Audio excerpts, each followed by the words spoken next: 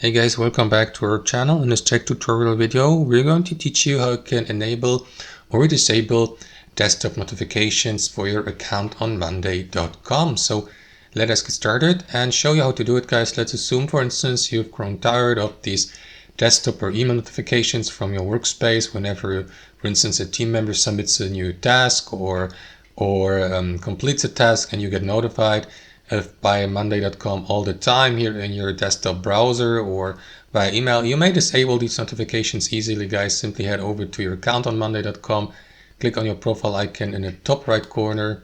After that, select My Profile here. What you want to do next is switch from that tab here on the left panel to Notifications. And after that, go through these notifications and disable or enable them. Like, for example, you may disable or enable desktop notifications here. As you can see, mine are currently disabled, but if yours are enabled, you will see a button here, Disable Desktop Notifications.